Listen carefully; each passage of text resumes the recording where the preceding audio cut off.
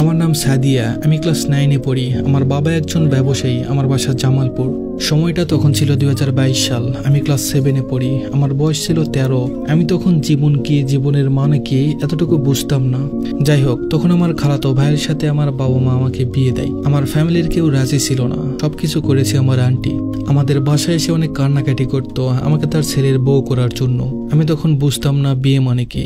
পরে আমার বাবা মা রাজি হলো, পরে একটা সময় আমার বিয়েটাও হলো। তার নাম শুভ। সে আমার আগে একটা প্রেম করে বিয়ে করেছিল, কিন্তু বিয়েটা টিকে নেই। আমি তার দ্বিতীয় বউ ছিলাম। আমার বিয়ের পর আমি তাকে সবসময় ভাইয়া বলে ডাকতাম। আমি দেখতে মাশাআল্লাহ অনেক সুন্দর, কিন্তু আমি ছোট বলে সে আমাকে পছন্দ করতো না, আমাকে সহ্য করতে পারতো না, আমার গায়ে হাত তুলতো, আমার সাথে অনেক খারাপ ব্যবহার করতো।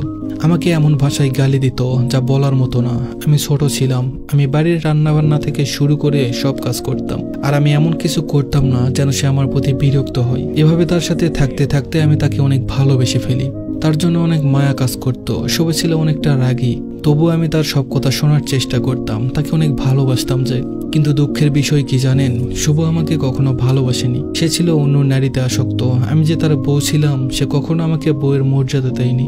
আমাকে তুই করে বলতো, আমাকে সবকিছুতে ছোট করে কথা বলতো। আমি হাঁটতে পারি না, আমার হাত বাঁকা। ওই যে একটা কথা আছে না, যাকে ভালো লাগে না তার কোনো কিছুই তার ভালো লাগে না। সে আমাকে 1000বার বলেছে, আমি তোর সাথে সংসার করতে চাই না, আমাকে মুক্ত করে দে প্লিজ। একটা মানুষ কতটা খারাপ হলে এটা বলতে পারে। আমি শুধু তার কাছে একটু ভালোবাসা চেয়েছিলাম, তার সাথে সারা জীবন থাকতে চেয়েছিলাম। এটাই আমার দোষ। আমি ছিলাম বোকা। সে না আমাকে ভালোবাসতো, না আমি তার কাছে সুখ শান্তি পেয়েছি। তাও আমি তাকে পাগলের মতো ভালোবাসতাম। আমি তার কাছে অনেক রিকোয়েস্ট করতাম সে যেন আমাকে ছেড়ে না দেয়। তাকে জড়িয়ে ধরে কান্না করতে করতে বলেছিলাম, প্লিজ আমাকে ছেড়ে কখনো চেও না, আমি তোমাকে ছাড়া কখনোই ভালো থাকতে পারবো না। সে বলেছিল, তোর সাথে থাকা আমার পক্ষে সম্ভব না। তারপর আমি আমার বাবা মাকে সবকিছু জানাই। তারা আমাকে আর তার সাথে সংসার করাবে না। আমার শ্বশুর শাশুড়ি অনেক ভালো ছিল, আমাকে অনেক ভালোবাসতো। আমি আমার মাকে বলতাম যে আমি ওর সাথেই থাকতে চাই, ওর কাছেই যেতে চাই।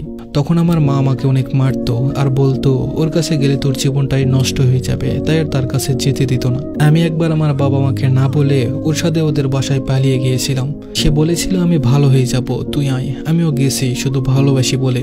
কিন্তু যে খারাপ, সে কি কখনো ভালো হয়? দিনের পর দিন আমার সাথে আরো বেশি খারাপ ব্যবহার করত। ও কখনোই আমাকে বোঝেনি। একটা সময় মনে হলো তার সাথে থাকার সম্ভব না। আমার জানা ছিল না আর কতটা ভালোবাসলে আমি তাকে পেতাম। তারপর বিয়ের 6 মাস পর আমার বাবা মার কথায় আমি তাকে ডিভোর্স দিয়ে দেই।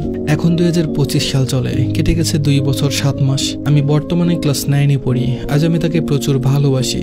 তার জন্য ভালোবাসা কখনো কমবে না, তাকে সবসময় মিস করি।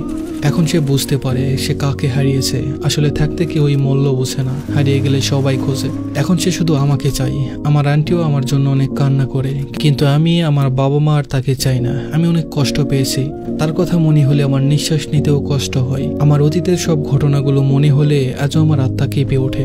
আমি এখন সব সময় ডিপ্রেশনে থাকি। এতটা কষ্ট সহ্য করার পরও আমি বেঁচে আছি। তার কারণ আমার বাবা আমাকে অনেক ভালোবাসে এবং সর্বদা সবকিছুতে আমাকে সাপোর্ট করে। তবে আমি কখনো ভুলতে পারবো না তাকে। আমি তাকে দূর থেকেই সারা জীবন ভালোবাসতে চাই। হয়তো আমি তাকে পাইনি, আমার আল্লাহ তাকে আমার ভাগ্যে লেখেননি, তাতে আমার কোনো দুঃখ নেই। তবে আমি তাকে কিছুদিনের জন্য পেয়েছিলাম। আমি সবসময় তার জন্য দোয়া করি সে অনেক ভালো থাকুক। আমার কথা যেন তার মনে না পড়ুক। সবকিছুর জন্য আলহামদুলিল্লাহ। আল্লাহ যা করেন ভালোর জন্যই করেন। আপনারা সবাই আমার জন্য দোয়া করবেন। সবাই ভালো থাকবেন, সুস্থ থাকবেন। শুভকামনা রইল সবার জন্য।